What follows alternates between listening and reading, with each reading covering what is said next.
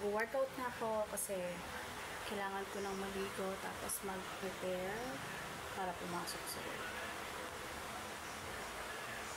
So, yung kakatapos ko lang mag-workout, ito nga pala yung ginagamit ko para sa aking core workout. Pinigay ito sa akin ng tatay ko. Tapos, ito. Para naman sa aking glutes and legs workout, ito yung ginagamit ko, Booty Hip Band. Binili ko lang to online sa... Saan ko pa binili to? Lazada ata to. Hindi ko na matandaan. So, yun. Maliligo naman ako. Ngayon, so... kunin ko yung towel ko.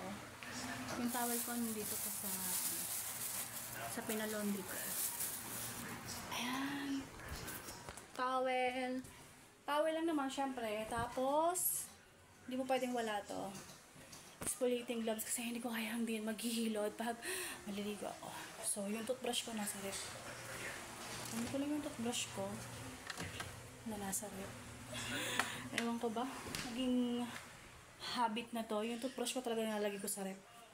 So, ayun. Mamaya na ulit. Ito nga pala yung mga ginagamit ko pag maliligo ako. So, ito. Ay, wait ito. Kita nyo ba yan? Sobrang fanatic ko ng The Face Shop product. Tapos, para sa conditioner ko, ito kasi mas madali siyang gamitin. Yung gantong lagayan. Mas madali siyang simutin. So, ayun, syempre.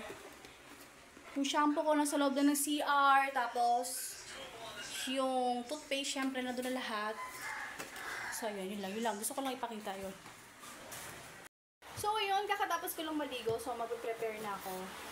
Gaayos na ako para pumasok sa work. Kasi sobrang bagal ko kumilos. Night shift ako ngayon. So, yun. Later na ulit.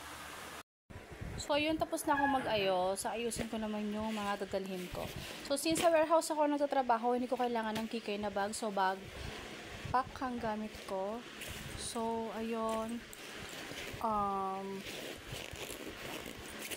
Dito lahat yung mga kailangan ko. ID ko, ball pen, yan, lahat yan. Tapos, dito naman yung ano ko, ito. Mga ganito ko. Yung comb ko, yung cologne ko, yung matte mousse ko, tapos syempre sunscreen dahil nga sa warehouse akong katrabaho, tapos syempre mga tissue talaga yan, tapos syempre napkin, hindi mawawala, at syempre panty liner, gamot ko, kasi since mainit sa warehouse, lagi masakit ng ulo ko, tapos may ganito din ako, kasi commute lang ako, pinantatakip ko sa mukha ko pag sobrang init talaga. Ito bang laman nito, sobrang gulo. Ayun, syempre, yung lip tint ko, tapos, at ang aking lip balm, kasi nga, alam niyo naman, sa warehouse, sobrang init talaga.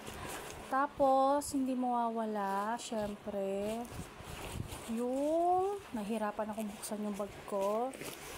Hawak ko lang kasi yung phone ko, kawawa. So, ayun. So, dito na yung wallet ko, coin purse ko, tapos, coin purse, yan, cash, card holder ko. Siyempre, nandyan yung toothbrush ko. Hindi mawawala yung toothbrush. Siyempre, kailangan may panghilamos ka. Dahil nga warehouse yon, sobrang init. Kailangan mo maghilamos doon. Siyempre, toothpaste ko. Payong, kahit di ko naman ginagamit kasi madalas jacket ang gamit ko. At siyempre, earphone na hindi ko madalas magamit. Tapos, wala naman ang bag ko. Ayun, kailangan ko syempre magdala ng extra shirt kasi hindi naman po pwedeng umuwi ako palagi na naka-uniform. Nakita nyo naman kung gaano katingkad yung uniform ko. Tsaka ang baho nun after duty. At syempre, kailangan ko kumuha ng jacket. Wala na akong jacket. Ano gagamitin kong jacket? So, ito na lang ang gagamitin kong jacket. Ayan. Ayan lang ang gagamitin kong jacket. Ayan. Kasama yung hanger. Hindi kasama yung hanger. Ano ba? Ayan. Pumasok ka dun. Sala natin yung cabinet natin. Kiddie cabinet talaga siya. Pero since ang cute niya, kinuha ko siya. Nakita niyo pa yung kapatid ko. At syempre, ang aking cute, nabulol pa, na medyas. Iconic yan. Favorite ko to. Favorite ko tong brand na to kasi ang cute ang mga design niya. So, ayun. Maya-maya alis na ako. Eh, nakaayos na ako. So, papasok na ako sa work. Night shift ako ngayon. Paulit-ulit ako yun. So, ayan, nakabagpak na ako. Parang papasok lang sa school. Ayan, bibelta lang ako sa labas. Mga sapatos, syempre. Tapos yun. Sabak na. Bye-bye na. Bye. Kiss si mama. Kiss. Pasok sa school ha. Bye-bye. Kuya Kurt, pasok na ako. Yung kapatid mo ha, kumain kayo ha.